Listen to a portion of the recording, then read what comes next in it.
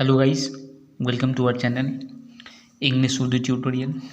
तो आज हम लोग इस वीडियो में बात करने वाले हैं WBPSC बोर्ड का क्लास 10 उर्दू का बहुत ही मशहूर और मारूफ नज़म है। तो नज़म का नाम है कोशिश-ए-नातमाम। तो कोशिश-ए-नातमाम का खुलासा इस वीडियो में चर्चा करने वाले हैं कि इसका खुलासा क्या है।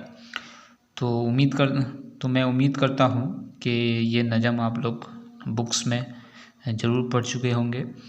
तो आप लोग ये सोच रहे होंगे कि इसका खुलासा किस तरह लिखें, तो इसलिए मैंने ये वीडियो बनाया है। तो चलिए वीडियो शुरू करते हैं। एट फर्स्ट क्वेश्चन, नज़म कोशिश-ए-नातमाम का खुलासा अपनी ज़ुबान में लिखिए। तो अपनी ज़ुबान मतलब हम जो समझे जिस तरह से उस तरह से समझ करके अपने ज़ुबान में लिखने के लिए यहाँ पर कह रहा है। तो हम लोग जानते हैं कि कोशिश-ए-नातमाम अल्लामा इकबाल की मशहूर और मारूफ नज़म है। हम लोग जानते हैं कि अल्लामा इकबाल भी बहुत ही जिस तरह से इंग्लैंड में विलियम वर्ड्सवर्थ मशहूर है, उसी तरह से हमारे इंडिया में हिंदुस्तान में अल्लामा इकबाल मशहूर है। तो चलिए शुरू करते हैं कि खुलासा क्या है इसका। कोशिश-ए-नातमाम अल्लामा इकबाल की एक बेहतरीन नज़म है। मतलब पहले ही बता चुका मैंने कि बहुत ही मशहूर और मारूफ नज़म है अल्लामा इकबाल की। तो इस अल्लामा इकबाल का पूरा नाम है doctor sir Mohammad Iqbal. Doctor इसलिए क्योंकि वो PhD किया था। इस नज़म के जरिए शायर ने इंसान को अमल व हरकत की दावत दी। अमल व हरकत मीन्स क्या होता है? जद्दोजहद, स्ट्रगल, मेहनत, हार्ड वर्किंग।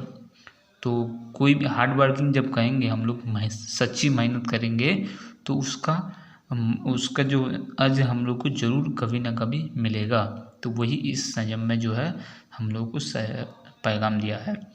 इस दुनिया का पूरा निज़ाम नकल व हरकत पर है।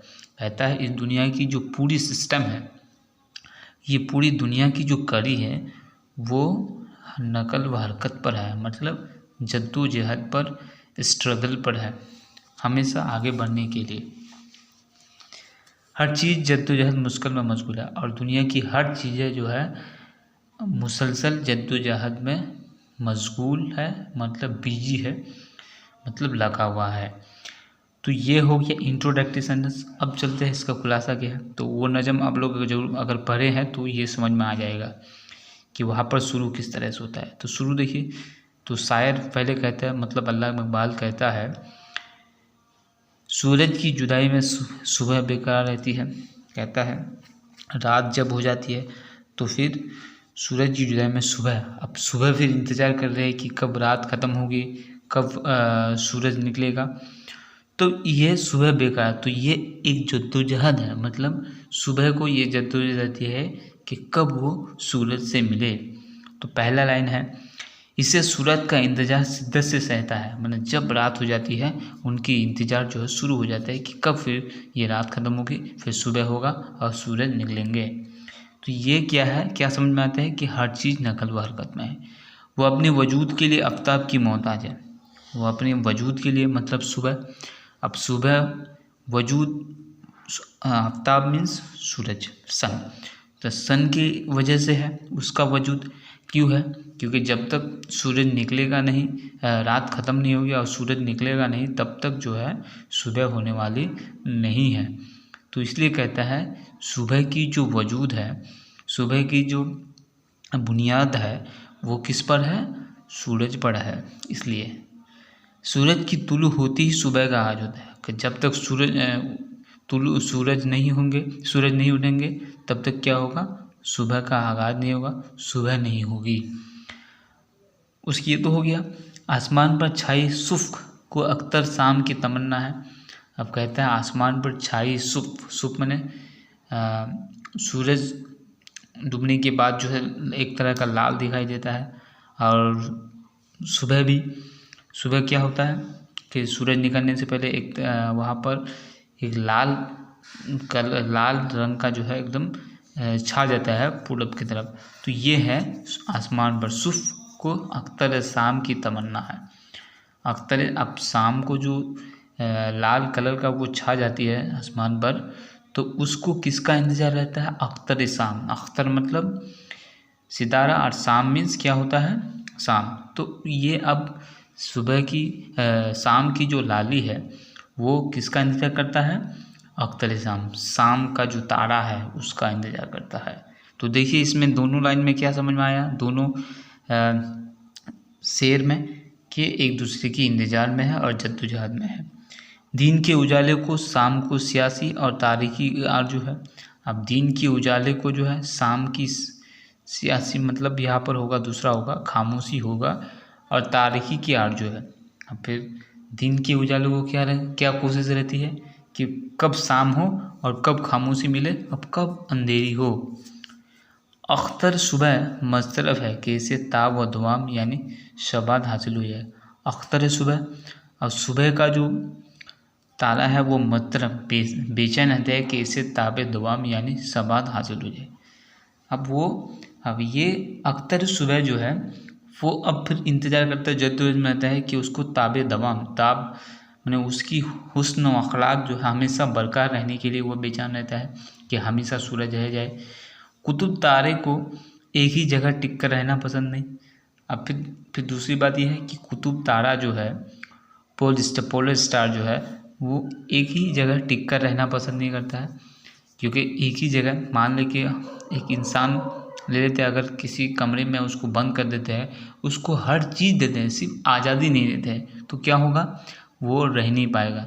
हम जितनी भी चीज़ें देते हैं खाने की, सब एसी वगैरह लगा दे, तब भी वो जो है रह नहीं पाएगा। उसको आज़ादी ज़रूर चाहिए, घूमना फिरना ज़रूर चाहिए उसको। तो इसलिए अब कुतुब तारा को एक जगह वो रहता है, तो उसको एक जगह रहना पसंद नहीं।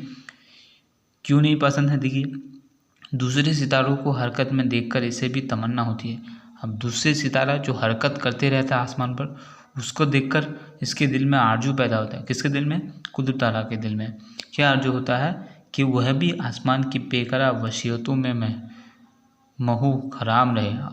उसको भी अब ये दिल में ख्याल आता है कि वो भी इस फैले दुनिया को, इस बड़ी दुनिया को इधर उधर घूमे और मज़ा ले, लुत्फ़अंदोज़ होते रहे। इसलिए वो जो है एक जगह रहना नहीं चाहता है। ज़मीन से फूटने वाली पानी की सूतें नदियों से मिलने की शौक़ में तेज़ी से बहते हुए इससे जा मिलते हैं। फिर ज़मीन से फूटने वाले पानी की सूतें, अब ये पानी की जो बूंदें हैं, पानी की जो धाराएं हैं, जैसे नदी से निकलते हैं, पहाड़ों से निकलते हैं, तो उसको ये तमन्ना क्या रहती है?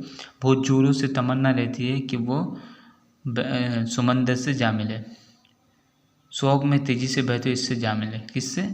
नदियों से मिले।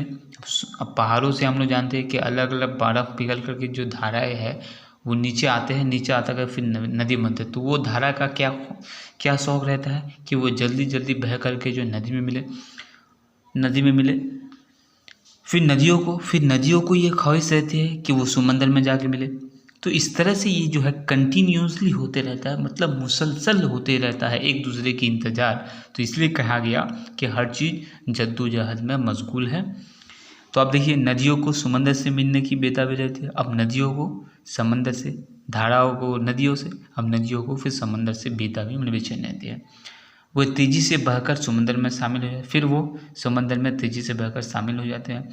समंदर की मौजों को, चाँद की हिस्सों को, हसूल को तमन्ना नहीं थी। अब समंदर की मौजों, वही पानी जब समंदर में मिल जाए तो वो जो लहर होते हैं वो अब चाँद की तमन्ना आती है कि कब चाँद जो है निकले, रात कब होगी, फिर चाँद निकलेगी, फिर चाँद की रोशनी जो है पानी पर गिरेगी तो उसको अच्छा लगेगा। तो इसलिए वो मौजों को बेचैन रहते हैं कि कब चाँद निकलेगी।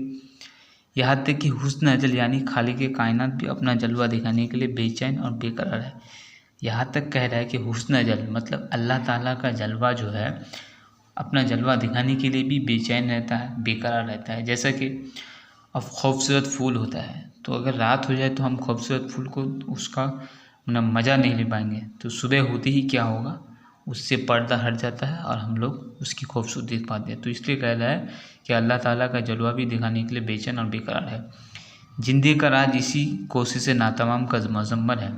अब इसीलिए लास्ट में कहता है कि ज़िंदगी का जो राज है, ज़िंदगी जो वजूद है वो कोशिश नातमाम, माने कोशिश नातमाम मतलब मुसलसल जद्दोजहद करना। कोशिश से ना तमाम मतलब कोशिश मतलब जो वो जद्दोजहद, ना तमाम मतलब कभी ख़त्म ना होने वाला, मुजम्मर है मतलब एक हिस्सा है, एक चीज़ है। यानी ज़िंदगी मुसलसल कोशिश और जद्दोजहद पर मौकूफ़ है। या फिर कह सकते हैं ज़िंदगी मुसलसल कोशिश और जद्दोजहद पर जो है मुनहसर करता है, मुश्तमिल है। अगर इंसान जद्दोजहद तर्क कर दे, और लास्ट में अल्लामा इकबाल कहते हैं, अगर इंसान जद्दोजहद तर्क कर दे और मुसलसल हरकत के बजाय अपने ऊपर जमूद तारी कर ले तो इसकी ज़िंदगी का मकसद फौज आ जाएगा।